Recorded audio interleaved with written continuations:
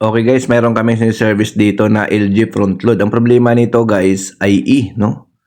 IE ang error na lumalabas dito, no? So ngayon, titesting natin guys, nilalagay natin siya sa wash. Ayan.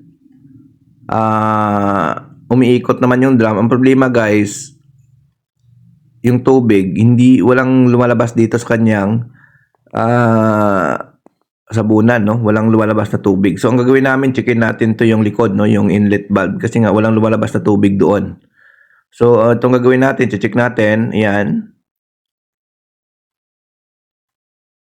So good yung isa 4.6, good. Yung isa naman 4.3, ito yung isa.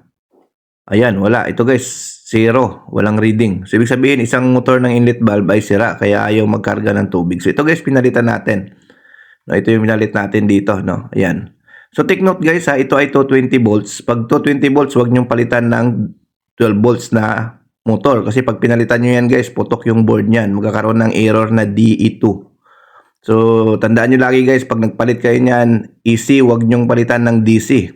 Kasi pag pinalitan nyo ng DC voltage yan, sigurado putok yan yung board nyo. Ayan, so ayun, no, okay na siya, nagkakarga na siya ng tubig. Ayan, no. Ayan. So yun ang naging problema niya, yung kanilang inlet valve motor. So yun guys, no, tandaan nyo guys, pag nagpalit kayo ng motor niyan, wag nyong lagyan ng DC voltage, no? Kasi pag DC ang naisalpak nyo dyan guys, kapag AC ang nakalagay, tapos nalagyan nyo ng DC motor, yung inlet motor, putok yung board nyo yan guys. So magkakaroon yan ng DE2 error. So marami na tayong experience yan ng mga ginawa namin, no? Yung mga naunang technician, ginawa nila, sumablay. Ayan. Okay guys, thank you. Bye-bye.